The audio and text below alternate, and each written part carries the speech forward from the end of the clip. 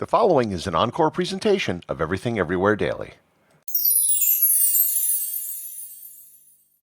On April 11, 1970, Apollo 13 was launched from Cape Canaveral, Florida, as the third mission to land on the moon. However, it never achieved its mission objective. Despite having failed in its goal, it still managed to return to Earth, and in its own way achieved a type of success it never could have planned for. Learn more about Apollo 13, the most successful failure in the history of spaceflight, on this episode of Everything Everywhere Daily.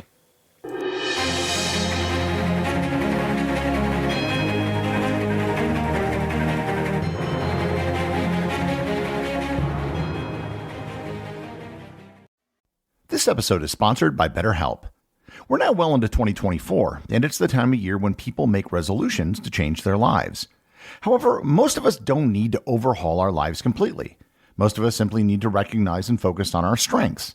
It isn't necessary to make extreme resolutions, you just need someone to help you recognize what you're doing right so you can work on what needs improvement. BetterHelp is all about making professional counseling accessible, convenient, and affordable.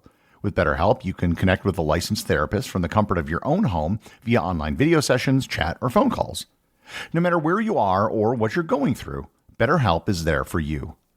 Just fill out a brief questionnaire to get matched with a licensed therapist, and you can switch therapists at any time for no additional charge.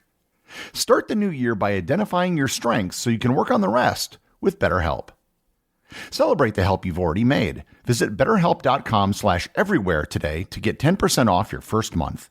That's BetterHelp, HELP.com/everywhere.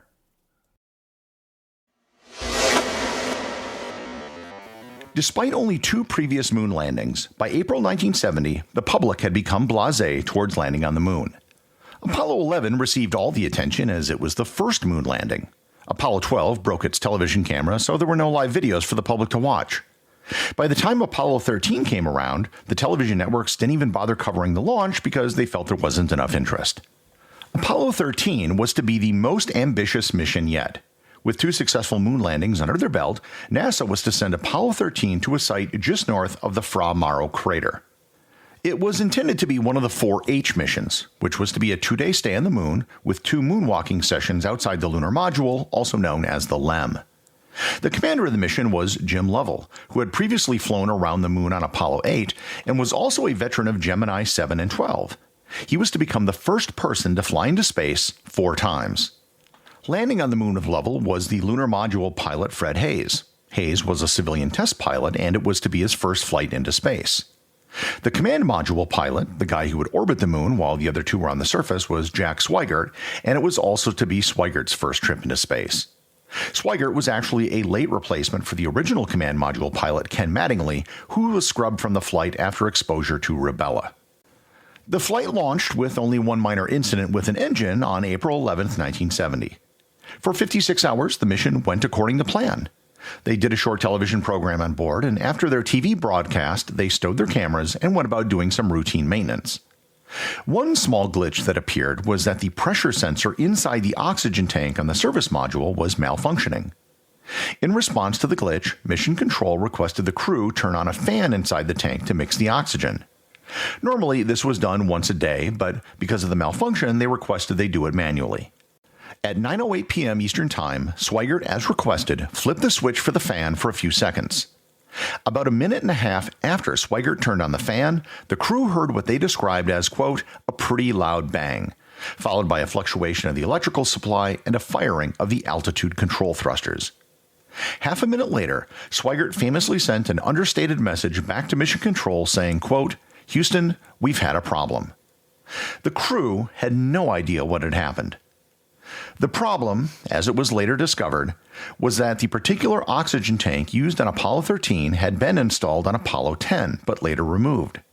While it was being switched out, it was dropped slightly. It didn't appear to cause any damage, but it turned out it did. Prior to launch, during a test run, they needed to remove the liquid oxygen in the tank, but it wouldn't empty. So they turned on a heater inside the tank to turn the liquid oxygen into a gas so it could vent. A thermostat inside the tank was to prevent temperatures from ever getting above 80 degrees Fahrenheit or 25 degrees Celsius. The problem was, back in 1965, the Apollo program had changed the standard of their electronics from 28 volts to 65 volts. All of the electronics had to be changed to accept both 28 and 65 volts. The heater in the tank was never upgraded. When they turned on the heater during the test run, the 65 volts overwhelmed the thermostat, which was designed for 28 volts, and caused it to weld shut. Unbeknownst to everyone, Apollo 13 was flying with a bomb. When Schweigert turned on the fan, the welded shut thermostat caused temperatures to rise inside the oxygen tank, eventually rupturing due to excessive pressure. While the astronauts didn't know the cause of what happened, they certainly knew what was happening to their ship. Two of the fuel cells on board, which used oxygen and hydrogen to produce electricity, were dead. Oxygen levels were plummeting. Gases were clearly being vented into space. The onboard computer had reset, and their high-gain antenna wasn't functioning. It was very quickly made clear that they weren't going to land on the moon. Mission protocol required all the fuel cells to be functioning for a moon landing attempt. Mission Control scrambled to come up with a solution to save the astronauts. The key problem was actually electricity. They had to save what they had to make it back to Earth. To this end, Mission Control ordered the 3 men into the lunar module. The LEM was designed to support 2 men for about 45 hours. Now it would have to support 3 men for 90 hours. It was going to have to be their lifeboat. If the explosion had taken place after a successful moon landing on their way back to Earth, the entire crew would have died because they wouldn't have had the LEM to take shelter in. They cut water rations to 1/5 their normal amount. Temperatures inside the LEM were just above freezing. All electrical systems beyond the absolute minimum necessary were turned off. Moreover, in a total design oversight, the carbon dioxide scrubbers in the command module were square, whereas in the lunar module, they were circular. Even if they could survive, they had to return to Earth. That would require firing rockets to escape the gravity of the moon. However, to do that, they needed to use the rocket on the lunar lander, which was never designed for orbital maneuvers. Moreover, the navigational computer was offline, so they had to do everything by hand, something which had never been done around the moon before. Because they never went into orbit around the moon, but rather just swung around it, they actually set the record for the humans who traveled the furthest from Earth, an inadvertent record that still stands today. While all of this was happening up in space, everyone suddenly started to care about Apollo 13. The fate of the astronauts became the biggest story in the world. Church services were held for the astronauts, and television networks were providing nonstop coverage. The odds were looking quite grim for the astronauts, and it was shaping up to be the first American disaster in space. In the cold of the spacecraft, Fred Hayes actually caught the flu as well as developed a urinary tract infection. They actually couldn't expel their urine as they normally would because expelling that small mass would actually alter their trajectory ever so slightly. They had to keep it on board in sealed bags. On April 17th, they were approaching the Earth.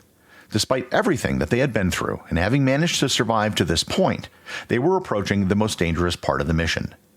To re-enter the Earth's atmosphere, they would have to hit it at exactly the right angle.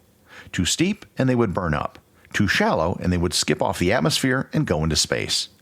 They had one and only one shot at getting it right.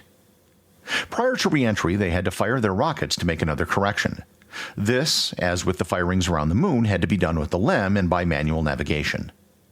Just 1 hour before entry, the crew re-entered the command module and jettisoned their life raft, the LEM. The big unknown throughout this whole ordeal was if the explosion had damaged the heat shields on the command module.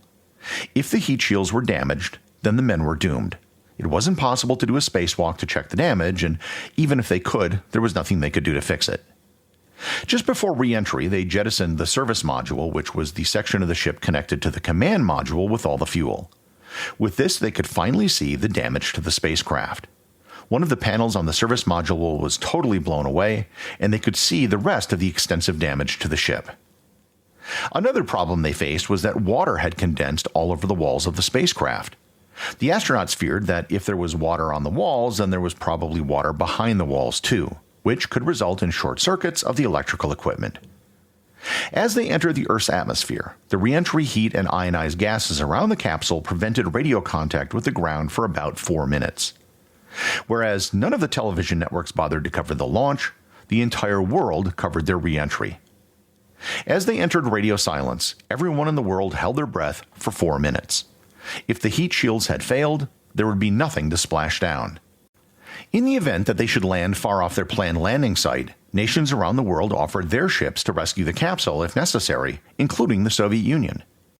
Eventually, live TV cameras aboard the USS Iwo Jima picked up the sight of the capsule descending with its 3 open parachutes. Despite all the difficulty and their jerry-rigged navigation, their landing was almost perfectly on the mark. Apollo 13 brought about renewed interest in the Apollo program.